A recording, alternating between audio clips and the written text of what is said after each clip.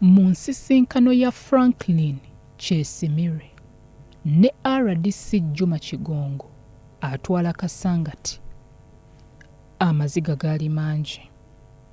Kubamu ku baamufera ye musajja Lawrence Muteesaasira eyeeyita ow'ekitongole ekikettera munda mu ggwanga ekya ISO. Ono ng'amulumiriza omufere emitwalo 80 mbu amukwatira abaamubba.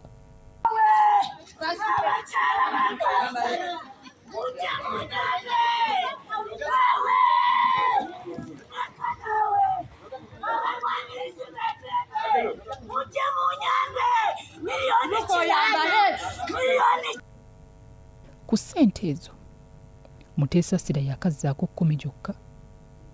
Tukkirize nti n'endala zijja kubanga obulumi bungi. Twasazeewo okubalaga butya Kyesimire abangi gwe bamanyi nga Mbabasi bwe yatobamu okufuna ssente. Era tulibalaga butya byonna bye yakola ate bwe baabimutwalako. Natandika okufuna ssente from nowhere nga ziva mu ngoye. Ng'ogenda kulaba abakyala bajja gayaza akatale ne kavaayo, Kasangati mu katale ne bavaayo, kuba emmotoka zaali zikyali ntono nga bangulako, agula yakoma, agula yakomawo.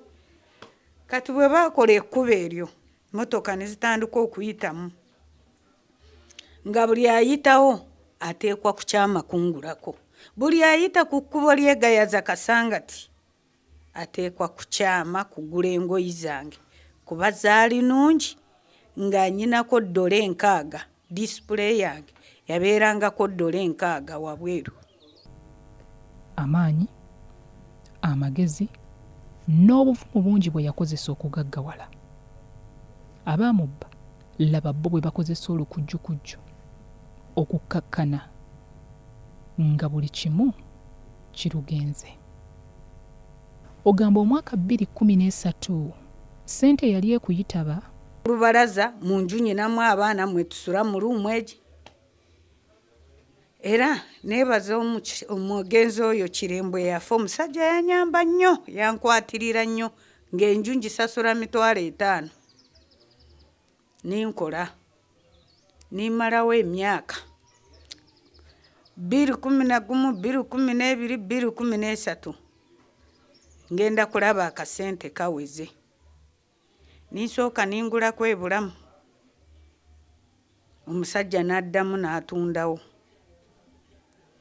Kati waliwo eyali bulooka wange Kiganda nayita n'aŋŋamba, gwe Mbabazi otunze n'otampa ku kasente. Nimugamba ataani? N'aŋŋamba nsanze bazimba. We nagendayo ne baŋŋamba omusajja yatunzeewo. Ninzirukira ku Erosi, bambi omusajja tiyankalubiriza, ssente n'azinziriza. Ze naali nguzeeko n'amagoba. Kati bwe yamala okuzimba naziterekera ng'omwezi. Niŋŋamba kanzire munyongerewo akapuloti nze n'abaana bange tufune we tubeera. Ninkwata ssente ninzikunganya, ninzigya eno. Bwe naali nterese mu banka nasookera ddala mu Post Bank nga jja kuba nga ziyina abantu bangi, ninzigulawo akawunti ewandegeya. Otyo nti ekyokuggulawo akawunta mu banka byali bitya? Omuntu omu eyasooka okuggulawo banka eya Equity nga bakyakolera mu Butenti, nga bayita abantu mu groups, nga bayita. Kati ninfuna mukwano gwange gye naali mbeereeyo Kinawataka, n'aŋŋamba jangu waliwo guruupu wano baggulawo banka, musevingira mu banka naye nga muli mu guruupu ne babawolayo ssente. Twaggulirawo Nakawa nga bakolesa tenti, nga tuwali na nyumba, tuli mu tenti ya Equity. Ndi muntu nga wa 15 mu banka eyo okusookera ddala.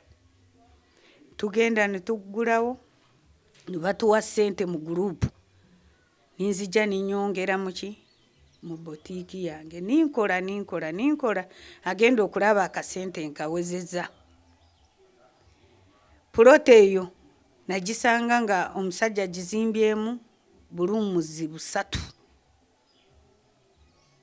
Musajja yaliwo engula eyo oba mu Lugwala.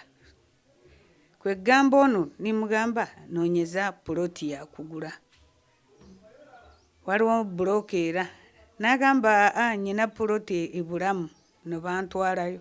Eyo ebulamu gye nkugamba nga tukuliiko bantu nga nsiko nga kibira. Era nze omuntu ndinga wa 6 okugula ebulamu kuba abaaliyo nnyumba wagisanganga wano ng'eri mu distance abedda nga be balimu. Ningula ennyumba ezo nazigula obukadde 8. Ngenda ku LC, by then LC yali nsobya nga akyaliwo tanafa. Nitusayininga musajja nimusasula nampo puleti eyo ng'erimu obuyumba 3 bulumuzi 3. Ningiteekaawo ninkolayo akasente ninzija ninsimamu tooyi naye neebeeraawo. Ningamba ku mulundi guno anaagaana okuyiga nga bw'olifa ssente etawaanya okukola naye abamu ebatawaanya okugibeezaawo.